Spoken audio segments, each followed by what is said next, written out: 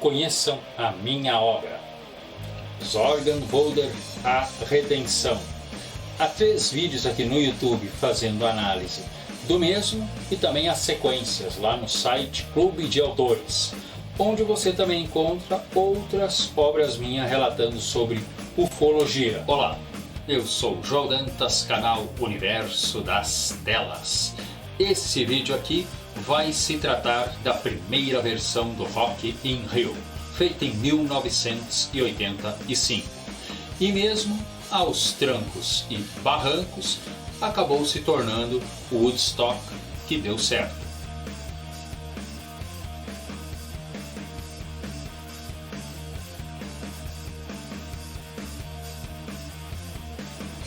A primeira edição do Rock in Rio, a própria palavra já diz, né? Foi no estado do Rio de Janeiro, de 11 a 20 de janeiro de 1985, em Jacarepaguá, também chamada de Ilha Pura, que acabou sendo batizado como a cidade do rock. Bem, o público, gente, por volta do meio-dia, o local já era liberado para o público entrar. A atração, né, de segunda a sábado iniciava às 18 horas e domingo às 16. Até lá o público ficava ali, né, curtindo o seu solzinho, né, e reclamava-se muito, né, fazendo às vezes as próprias necessidades ali mesmo, né, que mesmo os caprichados banheiros, né, não demoraram muito para ficar totalmente entupidos, né, e até os banheiros, como as lojas, parece que ficavam um pouco longe demais, né, é meio difícil a pessoa sair dali e depois voltar e conseguir, né, o seu lugar, porque se você chega ao meio-dia, você quer estar perto do palco. Para reduzir, pode-se dizer, o próprio calor, né, colocaram mangueiras, né, distribuídas por aí, né, inclusive havia aquelas grandes que colocavam ali no palco, e toma lá da cá, a pessoa podia encontrar até um chafariz. Horários, né, para se pegar ônibus, já que grande parte do público ia para casa e voltava no outro dia, né. Pelo que eu vi, o camping lá, se deram uma reclamada que acharam um pouco caro, né, mas também essa juventude, que a maioria está com a mão na frente e outra atrás. E na hora de pegar os ônibus, não houve horários de ônibus especiais, né? Por isso não era muito difícil muitos irem para lá e dormirem até lá na rua e depois voltarem para dentro.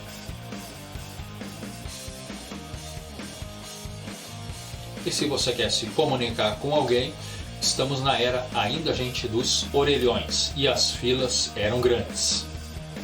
Técnicos estrangeiros, gente, falavam a língua estrangeira, o que geralmente só complicava mais ainda, né, o acerto, né, porque eles traziam o material deles, que eles exigiam cuidar demais e ter até um espaço considerável, né, para que os mesmos ficassem em paz, intocáveis, né, e ficava difícil conversar muitas vezes com os brasileiros. A coisa era a mesma na base do gesto. As apresentações nacionais: Kid Abelha, Erasmo Carlos, Eduardo Duzé, Ney Matogrosso e Lulu Santos foram, infelizmente, né, alguns aí dos brasileiros que, pode-se dizer, tiveram os probleminhas um pouco mais complicados, né, na hora de fazer as suas apresentações. Eles acabaram se apresentando em dias, né, como 11 e 19, onde estava mais recheado, né, daquelas bandas de rock mais agressivas, e o público estava lá para atender eles. E não precisa se dizer que eles sentiram a falta de educação, não apenas em gesto, palavras, mas às vezes sendo arremessado coisas contra eles. Dia 16 deram um pouco mais de sorte, né, porque choveu bastante, espantando muito do público, e ele até que estava bem mais receptivo. Eu até lembro, né, que uma das bandas mais privilegiadas, pode-se dizer, nessa situação aí, foi o Paralamas do Sucesso, né, que eles pegaram dias mais amenos para se apresentar, e eles chegaram a chamar a atenção na segunda apresentação, né, dizendo para o público, né, ao invés de vaiar, xingar ou fazer gestos obscenos, que fique em casa ensaiando, que quem sabe ano que vem pode estar ali em cima. Esse festival deixou bem claro a todos, gente, como o mercado, né, da música, do rock, ele é bem rico, né, principalmente o estrangeiro, que passou a ter, posso dizer, mais atenção e mais investimentos ainda. A Rede Globo, a única emissora que transmitiu tudo, pode-se dizer que acabou criando o termo, né, para aqueles que gostam do rock mais ofensivo, né, o termo de metaleiro, né, já que uns chamam esse tipo de rock pauleira, bem como de heavy metal. O logotipo, como a música, né, para fazer a propaganda, para mim ele foi muito bem inventado. E o ator Cadu Moliterno acabou sendo o apresentador oficial. Já o apresentador na televisão da Rede Globo foi o jornalista, roqueiro e empresário Paulo Motta, que para mim, gente, foi uma excelente escolha. Ele estava, olha, bem descolado para fazer suas apresentações. O organizador, posso dizer, né, um secretário, posso ser o rapaz que ficava organizando horários e lidando direto aí com os músicos, né, foi o Amin Kader. Esse que disseram em uma época, né, de forma errada, né, que ele havia morrido. Ele retornaria para 1991, mas nesse aqui, sem dúvida, comeu o pão que o diabo amassou com um certo, né, ódio que ficou em alguns brasileiros e até com as certas arrogâncias excêntricas, né, dos estrangeiros. Mas em 1991, para a sorte dele, eles já estavam, pode-se dizer, o pessoal que estava ali já estava bem mais preparado, né? A propaganda também deixava bem claro, né, que toda aquela juventude ali era uma massa de união positiva para o futuro do país. Aquela situação de todas as tribos unidas. O palco tinha cerca de 5.000 metros quadrados. Até então foi o maior construído para eventos aí de rock. A potência do som podia chegar até a 400 metros. Que obtiveram, né, muitos elogios à organização em geral dos estrangeiros, que, para tristeza aí dos brasileiros que se apresentaram, parece que era o que realmente, né, o evento queria.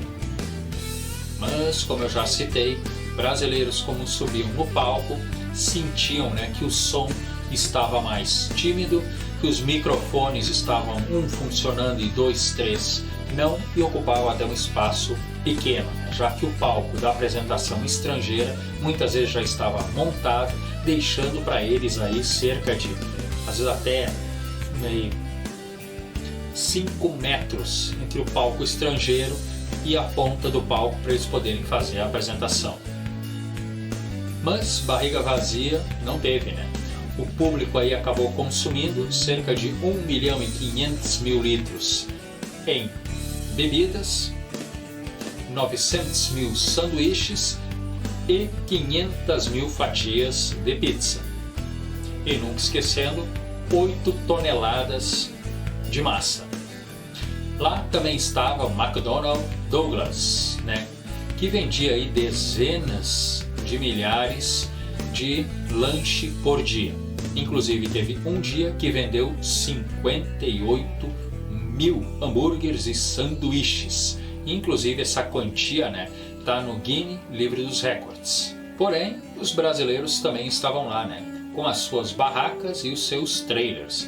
Eles ficavam ao lado, né, da rua, por exemplo, que levava até o próprio Rock in Rio, né, e acabavam ganhando aí o seu dinheiro também. A Rede Globo também aproveitou, né, e até hoje, né, lança documentários, pode-se dizer, sobre o evento, né. Mas nenhum que eu notei traz muito os shows, né. Eu até pensei que com o decorrer do tempo eles iam pegar os shows da época, fazer um trabalho, né, de imagem a fim de poder lançar até hoje, quem sabe, em streaming. Mas isso nunca aconteceu. Alguns você encontra aí no YouTube, mas com uma qualidade um pouquinho complicada. Mas nada que você não possa ter uma ideia, né, da grande dedicação dos músicos em geral para fazer aí um bom espetáculo. Discos também teve lançamentos, eu pensei que haveria muito mais, né? Porém o que você encontra não é nada ao vivo, né? Tudo é música de estúdio. Inclusive algumas bandas, né, cerca de 2, 3 que prometeram vir, acabaram não vindo. As músicas delas é que estão lá no disco e não das bandas que ocuparam o espaço da mesma. Falando em dinheiro, não dá para se dizer, né, que o batalhão aí dos garis, dos limpadores, também encontravam muitos pertences aí após os shows, e nada impedia até algumas notas aqui e algum dinheiro acolá.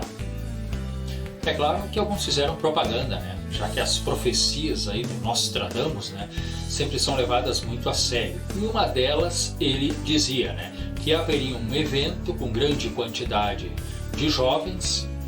Muita gente achou que se tratava do Rock in Rio, mas alguns acreditam que ele estava falando mesmo de Woodstock de 1999, né?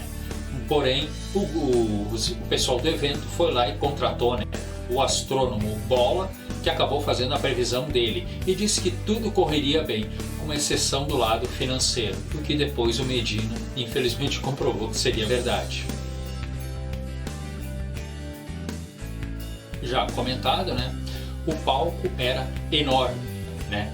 Porém, tem que se dizer, gente, que apenas uma parte dele era utilizado, né, para fazer a apresentação, né? Eram 3 palcos, cada palco já estava preparado, pode-se dizer, para a apresentação, né, do seu devido aí cantor, da sua devida banda. E depois, através de trilhos, simplesmente aquela apresentação saía e o outro palco tomava o seu lugar, né? Tudo feito um trabalho aí de trilhos que, pelo que eu entendi, foi idealizado, né, pelo cenógrafo Mário Monteiro, que foi outra engenhosidade aí, né, que acabou agradando muito aí aos olhos estrangeiros. E como citado lá em cima, né, temos aí um gigantesco palco. Porém, gente, ele era dividido em 3 partes, né? E ali, né, cantores e as bandas faziam o seu cenário. E depois, através de trilhos, né, simplesmente aquela parte do palco saía, era puxada para o lado, e o palco que estava do lado acabava ficando de frente para o público. Essa engenhosidade, inclusive, também teve muitos elogios aí dos estrangeiros. Na cidade do rock também havia 2 restaurantes, 2 shopping centers, um hospital, 12 camarins para aqueles que iriam se apresentar e, é claro, uma gigantesca cerca, né, de 2-3 quilômetros com 3-4 metros de altura para evitar as invasões. E é sempre bom citar, né, cerca de 400 banheiros, né, que foram construídos especialmente para o evento, ao invés daquelas cabines químicas. O que infelizmente não adiantou muito, né, que logo no primeiro dia eles já começaram a dar sérios problemas.